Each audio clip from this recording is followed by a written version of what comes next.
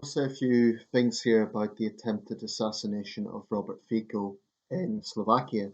Just a disclaimer before I get into the report. Um, my pronunciation may not be top form, so apologies if my pronunciation of Slovak names, place names, and uh, personal names is not top, but I'll read it as I see it. The report is by Kaya Burgess in Bratislava and David Crossman. This is from yesterday's Times, and there's a picture. Just read this out for a bit of further context. Surgeons were fighting to save the life of Slovakia's populist prime minister last night after he was shot in what minister called a politically motivated attack. Robert Fico, 59, was hit by at least three bullets, including one to the abdomen from close range as he spoke to people in Handlova, a city 18 miles northeast of Bratislava yesterday afternoon. Video footage showed him collapsing to the ground after up to five shots were heard. He was bundled into a car by a security team and driven to hospital. Shortly after the attack, officials said he has been shot multiple times and is in a life-threatening condition. Police maintained a security cordon around the F.D. Roosevelt Hospital in the town of Banska Bystrica last night. Matur Sutaj Istok, the Interior Minister, said that Fico's life was in danger. A 71-year-old man was arrested. He is understood to be from Livic in southern Slovakia. The Slovak Writers Association confirmed that he was a member. The motive is not clear, but Estok said the authorities suspected the attack had been politically motivated. Of course it was. I think that's a no-brainer. Slovakian politics has been turbulent recently, deeply split between pro-Russian politicians such as Fico and opponents who look more to the West. President Biden called the shooting a horrific act of violence. President Putin of Russia said there could be no justification for this monstrous crime. Sunak, Macron, Scholz have all condemned it, as have leaders across Europe and the world. It is a dramatic development, the attempted assassination of a European head of government. Shocking. And, the footage it had some echoes of the assassination of Shinzo Abe in Japan 2 years ago, in the sense it was very close range. It wasn't like from a building at a distance, it was very close range. Of course, on that occasion, Abe died. It looks like the latest news is Fico is stable and his life is no longer on the line. So, obviously, the doctors done the best they could. But even if he survives, I imagine he'll be permanently in a wheelchair or disabled.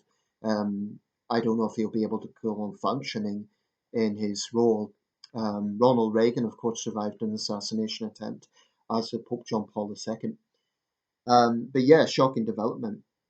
Now, one thing I want to say, I think this is an important thing to point out. Already on some of the comment threads on this, there's people, spinning out an anti-West narrative. Of course, Fico was pro-Russian. The assassin obviously had issues with that. One ridiculous comment I saw was Sky News agrees with the shooter. Nonsense. I think all the reporting has been professional. It's just been laying out the facts as they are known. It is what it is. I think that's nonsense. But it is striking that, Western leaders have immediately condemned this, as they should. That's appropriate. And, denounce it for what was an act of violence. When Navalny was murdered in Russia a few months ago, um, how many pro-Putin people condemned that? Not a single one. They gloated about it. There's been numerous assassination attempts against Zelensky in Ukraine. Again, I don't see Putin supporters condemning that. So I think they're in no position to be lecturing anyone on moral high ground. Now, I do condemn the attack because the problem is if you say, well, I don't like this person, so therefore political violence is okay, it sets a precedent whereby anything goes. And we can't have a situation where political violence is normalised in Europe or anywhere else. So it's right that it is condemned. The other thing is, it would only make Fico a martyr if he died. I hope he pulls through because, like I say, for two reasons, political violence cannot be normalised, and it would make him a martyr. I don't think he deserves to be a martyr. I'm not going to cry crocodile tears here. Someone like Robert Fico, and there's a minority, they are a minority, but there's a minority of other Europeans who serve as propagandists for Putin. They're pro-Putin. Former German Chancellor Gerhard Schroeder is another example. Um, I think they're on the wrong side of history, and I think that they are not serving the interests of the country by pandering to Putin. They may think they are. I think it's a grave mistake. Um, so I'm not going to pretend that I would have any time for someone like Robert Fico. I'm not going to pretend that I would like someone like Robert Fico. I must admit I wasn't overly familiar with him. I'm more familiar with Viktor Orban and, of course, here in the UK, George Galloway. But let me just use that as an example. If someone was to carry out an act of violence against Galloway for his controversial positions, I'd have to condemn it. Now, I cannot stand George Galloway. I think he is a toxic influence on British politics. But if you normalise political violence just because you don't like someone, then the other side will just say, okay, well, there's a green light for us to carry out violence against your side, and so on. So political violence cannot be normalised. The correct way to confront someone like Robert Fico is at the ballot box, is in politics, is in free speech, denouncing him, condemning his positions, peaceful protest, that sort of thing. But violence is not the answer. Now, there's little information available about the attempted assassin. But he's 71, he's an older man, somewhat unusual. Most political assassins tend to be young guys. He's 71. And I wonder, he's old enough to remember the communist period. And this is no justification, it's to be absolutely condemned. But I wonder, was this his motivation? He was remembering the communist era and resenting the fact that Slovakia's prime minister wants to push Slovakia closer to the Russophone of things. It's no justification, but it may be the influence or the background to that. Um, I hope there's no further violence. I hope there's no sort of reprisals. But they're talking about hate led to this. Well, Fico isn't exactly above rabble rousing himself. Someone like Fico, who's a populist, um, can't exactly claim to have moral high ground when it comes to stoking up tensions.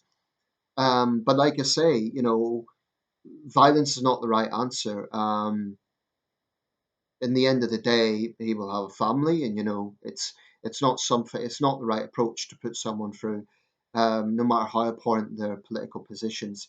Um, I think the only time that political assassination may be justified is if you have a leader who's absolutely out of control and their their life is actually a physical threat to the people. That may be the only time political assassination is justified. But where you have a leader who has controversial positions, that's not enough of a reason to take their life, or even to act, carry out violence. The correct approach, like I say, is peaceful dissent, peaceful protest, calling him out, condemning his positions, voting against him at the ballot box. Um, but this is not the right approach. Um, there isn't really much more to say. I hope he does pull through because I think if he died, then that would actually have the opposite effect of what the shooter would have wanted. What that will do is make him a martyr, and it might even make more Slovakians sympathetic to the Russian propaganda, which would be a tragedy. Um, I think that would definitely be the wrong path. Slovakia obviously borders Ukraine, so there's vested interest in here on what the future of the country is. But none of this changes the fact that Russia, even as I speak, pounds Kharkiv. There's 500,000 Russian troops on the border. Ukraine's fate is in a seriously dark place right now.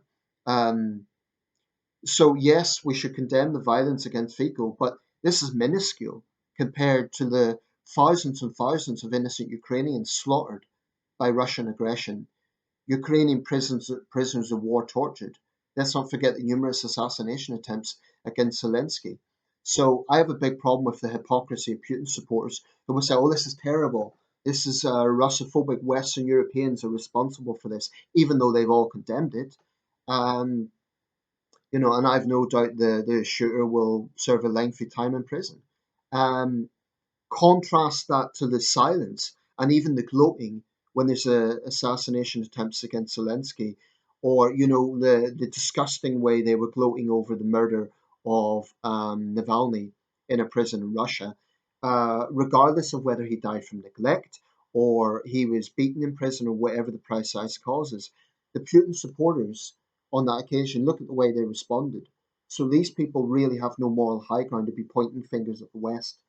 Um, Western leaders have done what they should have done. They condemned it as an act of political violence. You know, it should be acceptable, whether it be directed against Trump, Biden, pro-Russian politicians in Europe, pro-Ukrainian politicians in Europe. It cannot be normalized, because then this continent will look at the abyss. The Daily Mail actually said not since 1914 and the assassination of Franz Ferdinand has there been such significance to an attempted assassination. Will it change anything? I'm not sure. Fico will probably pull through. I'd be surprised if he can continue in his job. He'll probably be disabled. It's an awful thing. But it'll be interesting to see if there's any interviews in a police station, what the assassin or attempted assassin says his motivation is. No doubt it will be Fico's ties to or his sympathy with Putin. Um, but it's the wrong approach to go. All this does is make Fico a martyr, and I think that's something he doesn't deserve. Um, I have no respect for politicians who pander to Putin, but violence is not the right approach. Let me know your thoughts.